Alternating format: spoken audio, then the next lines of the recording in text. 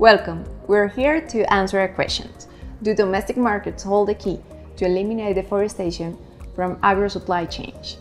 We're going to discuss the lessons learned from the implementation and setup of the zero deforestation agreements that Colombia and Peru have signed to reduce commodity-driven deforestation in palm oil, beef, dairy, cocoa, and coffee sectors. We have a very special panel today. Let me introduce you. Nicolás Galarza, Vice Minister of the Environment of Colombia, Fabiola Muñoz, Coordinator of the Peruvian Coalition for Sustainable Production, Carlos Chinchilla, Sustainability Director for Aceites y Palma Aceite S.A., Camila Cortés, Sustainability Director for Extractora Sur del Casanare, Joel Brounen, Country Manager de Solidaridad Colombia, Maria Goretti, Palm Oil Manager for Solidaridad Colombia, and Javier Ortiz from Tropical Forest Alliance. Javier, how are you? Fine, thank you, Nancy. How are you? I'm good. I have a question. Why domestic markets matter in tropical forest countries? Sure, thank you for the question, but first let me ask a question to our audience, a few questions. You can see a QR code that you can scan in your screen. The first of these questions is, what would you say is the average percentage of internal consumption in Colombia and Peru for these three commodities: beef, dairy, and palm oil? The second question is, are domestic markets key to eliminate deforestation from agro-supply chains? Please answer this. You have 1 minute.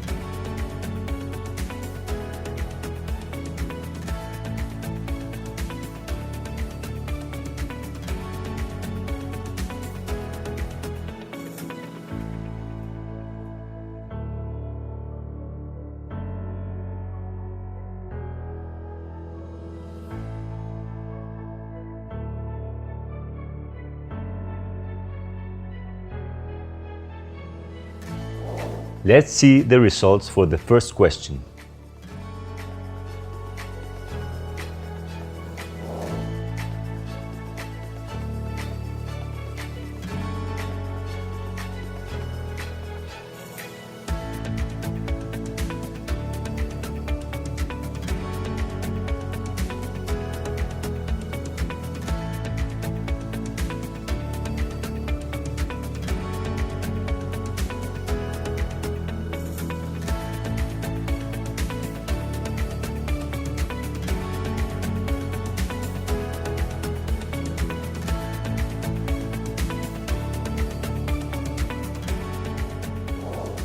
Now, let's see the results for the second question.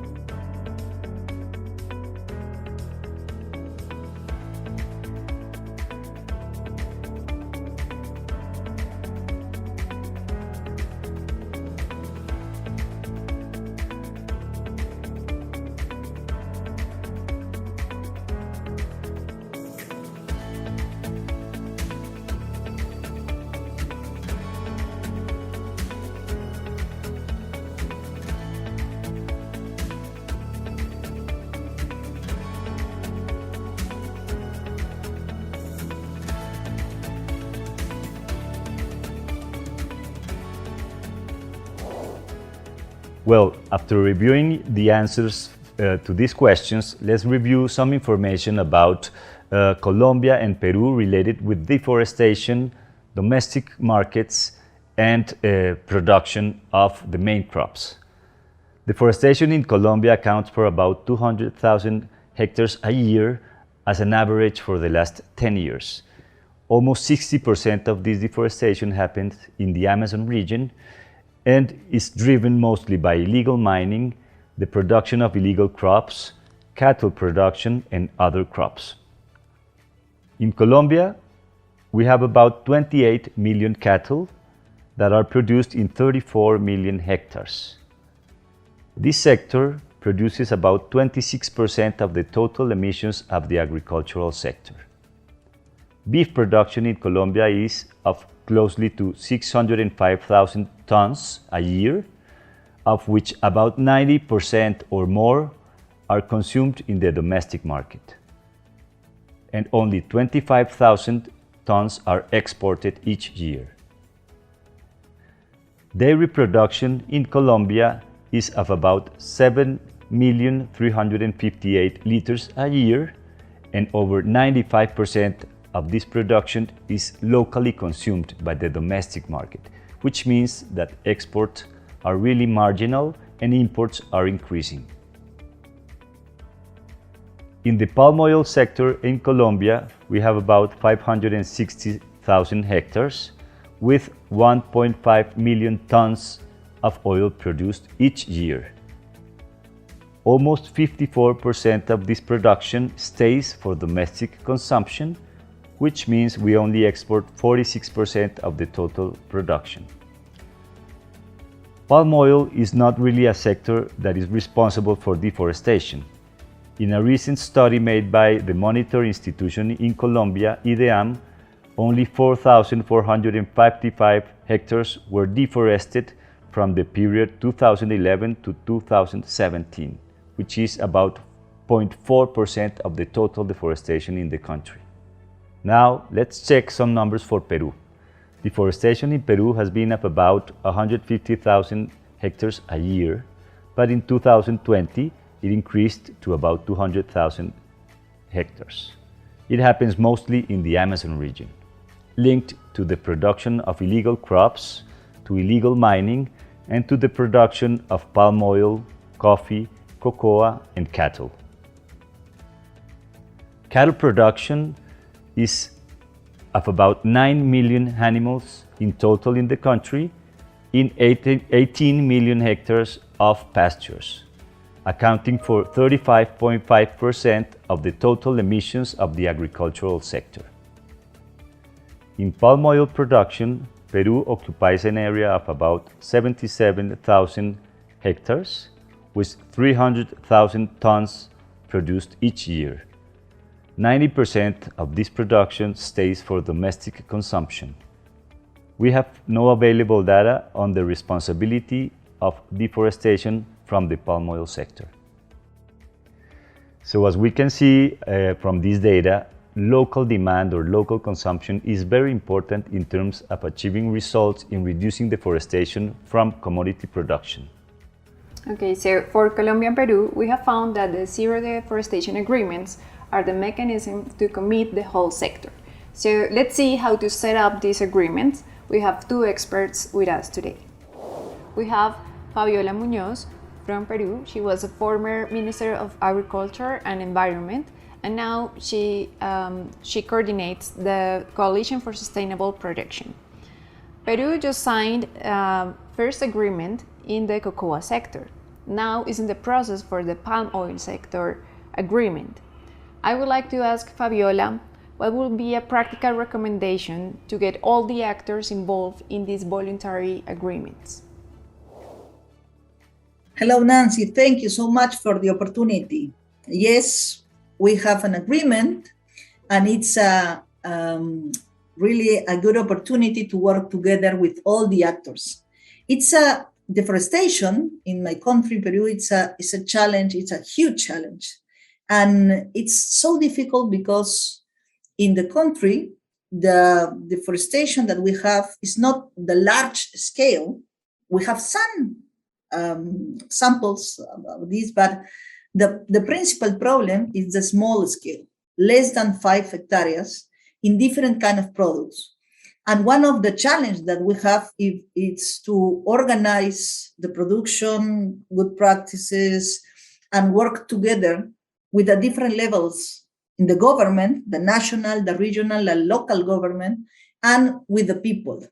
And for us, it's really important to work inside in our markets because, for example, cacao, it's a product for export. It's really important. A lot of families are involved in that, but we export that product.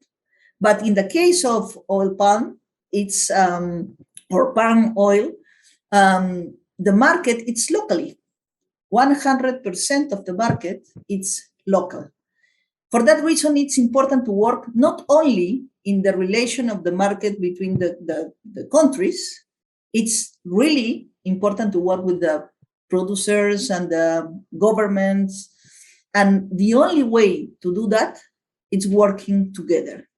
Dialogue, it's the most important thing. And this is the idea that the coalition for a sustainable production that we lead with a lot of different institutions working together, public and private sector.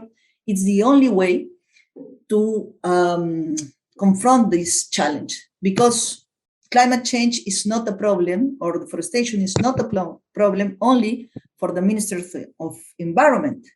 It's the Minister of Economy, Production, all together we need to work. Thank you, Fabiola, and good luck with the palm oil agreement. Now we have Dr. Galarza from the Minister of Environment in Colombia. I would like to ask Dr. Galarza, how has the Colombian government engaged in accomplishing these 5 agreements? I'm very pleased to join you in this important event to share Colombia's experience in the implementation of zero deforestation agreements. We're strongly committed to fighting climate change. Colombia is a hotspot for biodiversity. In fact, the second most biodiverse country by square kilometer in the world. Although we're not major emitters of greenhouse gases, we're highly vulnerable to climate change since it is putting our biodiversity and food security at risk. In fact, we rank 33rd globally in climate change vulnerability. Deforestation is one of the biggest environmental challenges in Colombia and has one of the biggest shares in the country's greenhouse inventory with 33%, in stark contrast with the world's average 11%. Zero deforestation agreements encourage sustainability practices within the follow sector, which has one of the biggest shares in global greenhouse gases inventory with 24%. Our main goal is to achieve zero deforestation by 2030. Right now, we're putting this commitment on a congressional bill. To achieve this purpose, the zero deforestation agreements are one of the key strategies to achieve it. Furthermore, these agreements allow us to add value to national goods, such as meat, coffee, cocoa, palm, and dairy products, within international markets and through sustainable systems. Also, they promote greater engagement and participation between NGOs, international cooperation agencies, and international organizations. Okay, now I would like to know what will be the main lesson learned from this process.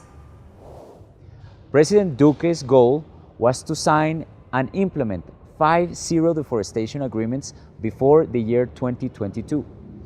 As of today, I can say that we reached that goal when we signed the 5th zero deforestation agreement with the coffee sector in August this year. In sum, we have grouped more than 90 companies in the palm, cocoa, dairy, meat, value chains that committed achieving zero deforestation through the promotion of the sustainable practices of their production processes. I would like to highlight 2 of these processes. The agreement with the palm sector convenes more than 40 palm oil companies, which represent over 37% of the market. In the coming years, it is likely to become the first 100 deforestation-free sector in the economy of Colombia. Other agreements I would like to mention is the one with the meat sector, which is one of the first in Colombia to provide traceability across the value chain. I want to especially thank the Tropical Forest Alliance and Solidaridad for being our main partners in the important fight against deforestation. Through the implementation of these instruments, we're not only reducing deforestation, but we also ensure consumers reduce their footprint, and as a nation, we conserve our forest, biodiversity, and natural capital. Thank you. I would like to say thanks to all of our guests. And now I have a final question for you, Javier. And what will be the steps to implement an agreement? Well, be able to establish an agreement, there's about 8 different steps that we have seen in common with all 5 agreements we have signed in Colombia and the agreements, the first agreement that we have signed in Peru. The first of these steps is to have a real commitment from the country, especially from the government, which usually is pushed forward by the Ministries of Environment and Agriculture, supported by different other stakeholders. In the case of Colombia, the joint declaration of intent was the agreement between Colombia, the UK, Norway, and Germany, which gave the basis for the establishment of the Zero Deforestation Agreements. The second step is to prioritize the value chains we are working with. In Colombia, we prioritized first 4 value chains: cattle, beef and dairy, then palm oil, and then wood. Nevertheless, the 4th agreement was not wood, but cocoa. And the 5th one that was prioritized was coffee, that was recently signed. The 3rd step is having a deeper understanding of the key actors of each of these value chains and understanding better the value chain itself. To go to the 4th step, which is bringing together these key actors in discussions and forums to start discussing among us the proposals and the commitments from each of the sectors with these Zero Deforestation Agreements. With this, then we can go to the 5th step, which is the elaboration of the text of the agreement, which has specific commitments for each of these sectors or actors, stakeholders in the value chain and the government and other stakeholders. The 6th step is going ahead with the launch event of the Zero Deforestation Agreements with all the signatories. After this, then we start the implementation of the agreement, which is the 2nd step that starts with choosing a technical secretariat and the working groups and leads for these working groups inside the agreement, and defining a governance protocol. And finally, the last step is to go ahead with the implementation, which we're going to speak about later, and giving an example of the palm oil agreement. Okay, so the next part will be the implementation, right? Yes, thank you, Nancy. Okay, thank you to you, Javier. And now we're going to see a short video, because the first agreement that was signed in Colombia was the palm oil agreement. So we have Maria Goretti today with us. She's going to explain how has been the challenges and the next steps for this agreement. But first, I want to invite you to see this short video. The Agreement of Wheels for Zero Deforestation in the palm oil chain in Colombia is advancing in its 4th year of implementation. Colombia was the first country in the world to sign a sector agreement to end deforestation in the palm oil supply chain. To ensure that the palm is produced sustainably while respecting natural forests and other strategic ecosystems, it is necessary to follow up on the commitments and recommendations contained in the agreement. To achieve this, it has had a rotating technical secretariat which, from its signing in 2017 to 2021, has been carried out by 3 organizations. In addition, during these years, a governance structure has been consolidated, characterized by a collaborative approach, where adherents have contributed with their capacities and strengths to the achievement of the goals set. As a collective action, The agreement has been working both in its strengthening as an instance and in the development of tools such as protocols and guidelines to promote palm development without the loss of forests or the impact of strategic ecosystems. The results of the operation show a growth close to 50% in the number of members, an increase in territorial representation, and a plurality of members of various natures. In 2021, highlights are the adhesion of commercial groups, agro-industrial companies, and not governmental organizations, and full territorial representation.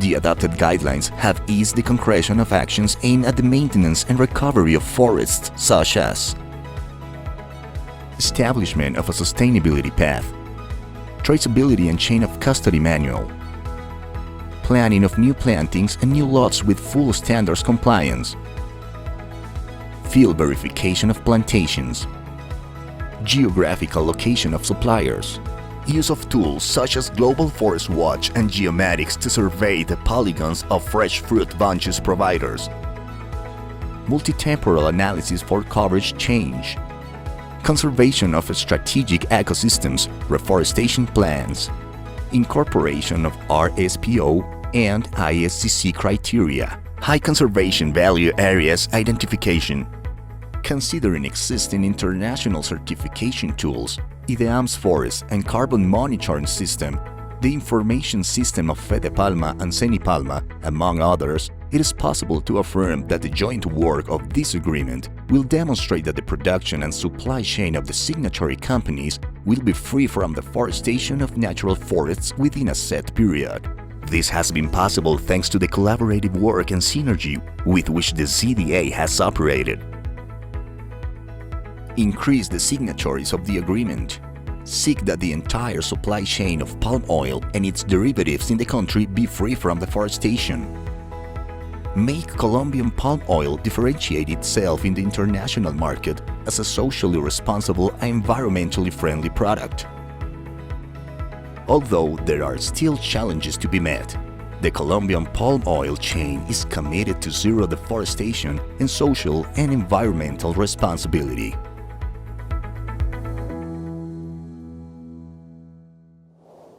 Thank you, Nancy, for the introduction.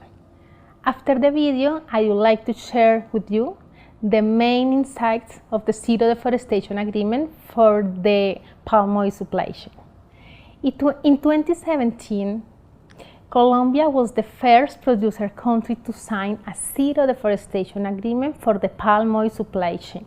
It was an historic agreement negotiated between the Tropical Forest Alliance, the national government, Fede Palma, Senipalma, and companies in the sector. This agreement outlines the following implementation steps, and Solidaridad, as the technical secretariat, monitors the implementation to ensure that they are fulfilled. 1. Identify the baseline associated with oil palm plantations in the country. 2. Carry out an analysis of the Colombian supply chain for each signatory company in order to identify the exposure to the focus areas of deforestation, and also it considers an analysis of the imported oil. 3 is to determine some quantitative corporate goals with an aspirational indication of when 100% of the supply chain coverage will be reached. And 4, we need to establish a transparent information and reporting system on compliance with the agreement. Regarding the first step, we already have the available information on the deforestation associated with palm oil between 2011 and 2017 made by IDEAM, and represents 0.2% of the total production area in Colombia. Now it is in the process of updating for the following years.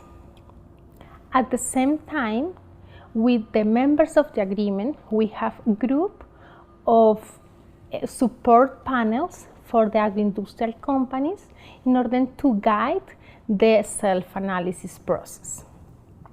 By 2021, 31 palm oil companies have compiled data from their own supply chains, georeferencing their own plantations and those of the third parties. The next step is to determine the exposure of their production to the focus areas of deforestation that were identified by IDEAM during the baseline. This self-analysis process represents the information from around 2,500 properties in a total area of more than 140,000 hectares that are distributed throughout 45 municipalities in the country. After 4 years since this agreement was signed by more than 60 organizations, what have we learned from the implementation and what results have we achieved so far? I would like to invite Carlos Chinchilla, Sustainability Director of Aceites S.A. and Palm Aceite S.A. Carlos, it is nice to see you. I hope you are well. I would like to ask you, why are Aceites S.A. and Palm Aceite S.A. part of the Zero Deforestation Agreement for the palm oil supply chain? Hola María Goretti, ¿cómo has estado? Claro que sí, pero lo primero es como dar un poco de contexto, porque por allá en el año 2015 hasta finales de 2018 participamos del proyecto de paisaje palmero biodiverso de la Federación, en la cual se nos dieron muchas herramientas para este tipo de manejos. Y estando el señor Javier Ortiz como coordinador del proyecto, nos invitó a ser parte del Acuerdo Cero Deforestación. Vimos para aceites y palmaceite una gran oportunidad de manejar el tema y de hacer pues parte de esta gran iniciativa. En el año 2018 creo que firmamos entre 18 y 21 plantas extractoras, además de todas las empresas estatales como el IDEAM, el Ministerio de Desarrollo, si no estoy mal, y otras empresas. El ministro fue quien acompañó la actividad y que de alguna manera le dio un poco más de peso al tema. Pero recordar que Aceites y Palmaceite son compañías agroindustriales que están totalmente comprometidas con todo el tema de la conservación del medio ambiente y que de alguna manera queremos manejar alternativas para mitigar y poder garantizar la continuidad de los sistemas en un largo tiempo. Esto es una actividad de largo aliento y que de alguna forma nuestro objetivo es tratar de hacer algún tipo de coexistencia entre esas zonas que manejamos con palma y la biodiversidad, que adicional por procesos de certificación en compensaciones, hoy tenemos alrededor de unas 230 hectáreas de bosque seco tropical que nosotros tenemos en conservación a unos 25 años y que terminados esos 25 años tenemos la iniciativa de hacer esto como parte de las reservas privadas y que podamos tener ahí, no sé, algún reducto muy específico y muy especial de manejar no solo esta zona, sino otras zonas en conservación que también manejamos en los municipios. Thank you, Carlos. And now I would like to know what are the results that you have achieved and what challenges are you facing for the implementation of this agreement? Okay, los avances han sido significativos a raíz de estos 4 años que llevamos certificados en RCPO y en ISCC. Estas manejan sus propias herramientas Hay una herramienta que también sirve de mucho apoyo que se llama Global Forest Watch, que nos da mucho monitoreo en tiempo real de nuestro núcleo de las fincas y que nos dice exactamente qué puede estar sucediendo. Además que la RCPO, cada X cantidad de tiempo, si hay una alerta de incendio, siempre nos están notificando y nosotros tenemos ese compromiso de ir a verificar. Porque es parte de lo que nosotros hacemos rutinariamente. Además, hemos ejecutado métodos para monitorear y controlar los riesgos frente a posibles incendios, que creo que es uno de los problemas hoy del tema de la deforestación en todas las áreas o coberturas naturales que nosotros manejamos. Utilizamos entonces algunas metodologías como el Current Land Cover, que también tiene un capítulo especial para Colombia, asimismo de interpretación de imágenes Landsat, e incluso utilizar Google Earth, que también nos ayuda mucho como mecanismo para poder monitorear, como les decía, todas estas actividades. Y que mensualmente, a través del Global Forest Watch, nosotros también tenemos informes de todos los seguimientos que se hacen en el núcleo, en cada una de las fincas que están georreferenciadas, asimismo en las plantas extractoras. Adicional, también hemos incluido en nuestro sistema de cumplimiento las políticas de cero deforestación y no quema. Es decir, que nos estamos comprometiendo todo el tiempo a que no exista este tipo de situaciones. Entonces, un objetivo que se cumple y que tenemos unas prohibiciones que tenemos muy claras y que la gente también se sensibiliza a decir no talo en ninguna parte, no puedo tener algún tipo de intervención que pueda poner en riesgo coberturas tan importantes que hoy son reductos o que nosotros manejamos. Retos de lo que nosotros manejamos.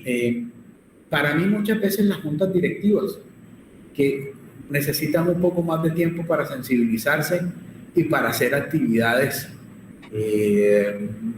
porque muchas veces te dicen tumba, tumba, tumba y no se dan cuenta que están afectando ciertas coberturas.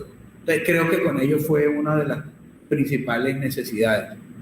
A veces también sentimos como una necesidad el tema de los pequeños productores porque no cuentan con la tecnología o con ciertos conocimientos para manejar este tipo de situaciones, pero como Departamento de Sostenibilidad también nos apoyamos. Y un dato más, yo recuerdo que hace algún tiempo, cuando teníamos coberturas en fincas, la gente por estar cazando solamente utilizaba el fuego, y puedo decir que eran foráneos, que eran externos a las plantaciones, pero que salían a cazar algunas especies que se manejan dentro de estas coberturas, iguanas, ponche, chigüiros, este tipo de animales, y que de alguna forma empezamos a sensibilizar, hoy se volvieron como una especie de guardaparques. También nos utilizamos, en el buen sentido de la palabra, los niños, que hoy se encargan de darle un poco, de jalarle las orejas a los papás y decirles que no hagan eso. Entonces los procesos de sensibilización con los niños también nos han dado muy buenos resultados. Eso considero que han sido los retos parte de los retos que hemos manejado hasta el momento. María, mil gracias por invitarnos a este tipo de eventos. Ojalá que no sea el primero ni el último y que como compañía de aceites y palmaceites estamos prestos para lo que tú necesites. Gracias y un gran abrazo. Okay, Carlos, thank you very much for your intervention. It was very interesting to understand the result and challenges of Aceites S.A. and Palmaceite S.A. We really appreciate your time. Now, I would like to invite our second guest. She is Camila Cortés, Sustainability Director of Extractora del Sur del Casanare. Thank you, Camila, for being here. Welcome. Hola María, muchas gracias por la invitación. I would like to ask you, Camila, why is Extractora del Sur del Casanare an active member of the Zero Deforestation Agreement? Bueno, nosotros desde Extractora Sur de Casanare nos encontramos desde la fase de concertación del Acuerdo Cero Deforestación. y muy alineados a nuestros valores centrales y nuestra ideología central, consideramos importante ser parte de este acuerdo. Okay, thank you, Camila. Very interesting. And I also wonder, what are the results that you have achieved so far and the challenges that you are facing during the implementation? Bueno, nosotros actualmente nos encontramos en la fase de que ya tenemos toda nuestra información levantada. Ya realizamos el levantamiento de la información de toda nuestra cadena de suministro y actualmente pues, nos encontramos a la espera de realizar el autoanálisis con la información que ya tenemos levantada. Dentro de los retos que vemos o dentro de los cuellos de botella que vemos que se han presentado durante el desarrollo del Acuerdo Cero de Deforestación, consideramos importante destacar, pues, por ejemplo, que hubo un retraso en la entrega de la línea base del IDEAM por parte del IDEAM. Entonces, esto lo que nos ha hecho es que nos ha corrido el cronograma de implementación del acuerdo, por lo menos, más o menos de un año.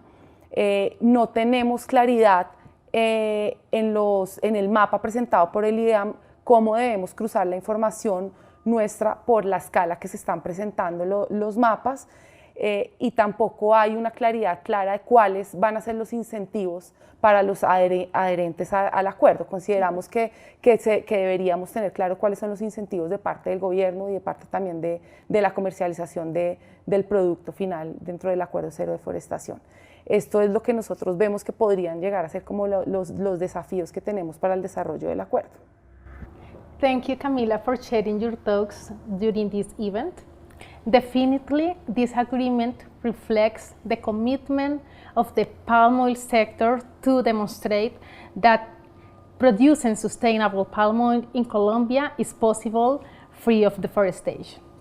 The next steps to overcome the challenges are mainly expanding the scope to all the palm oil companies in the country, including the smallholders.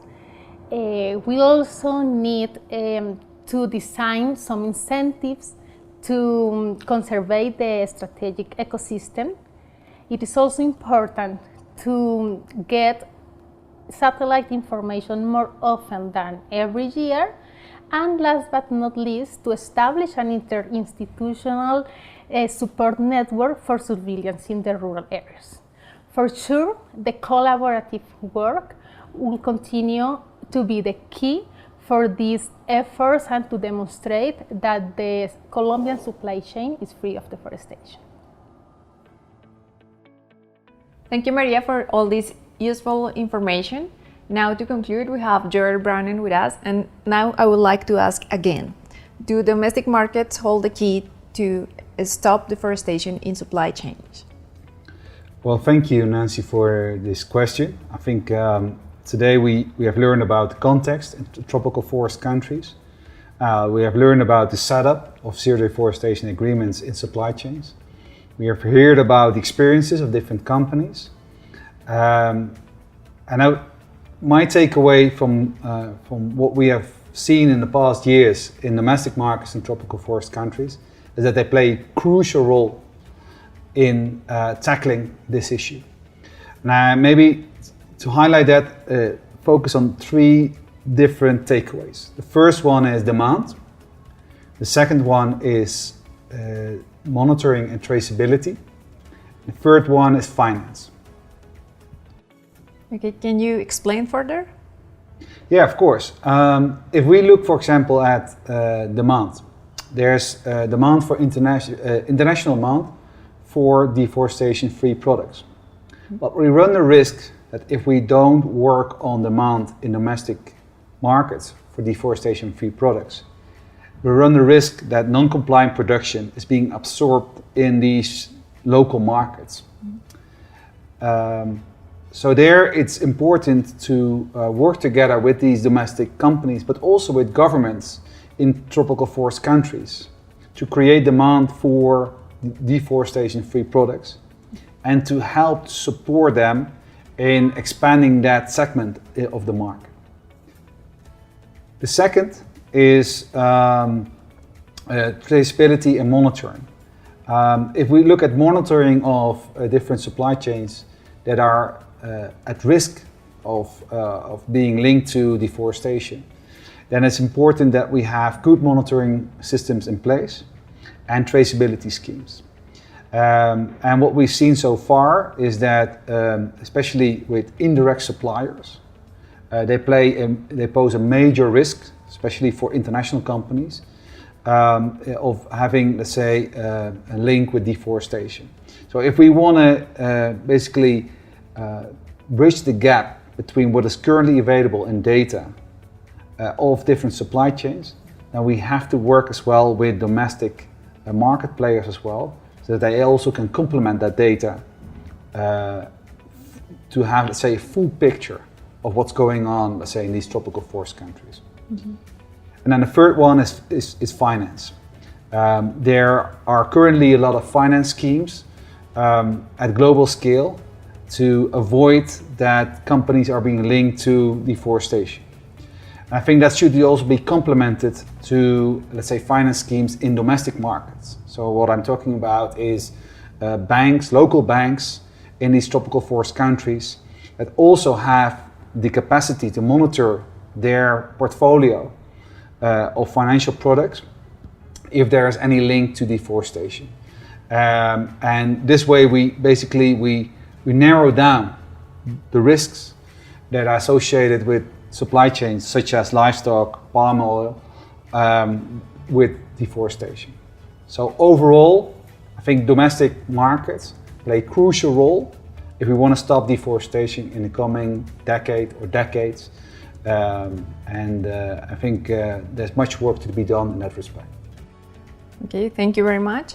With this, we finish. This is the lessons we have learned in Colombia and Peru. We hope you find it useful.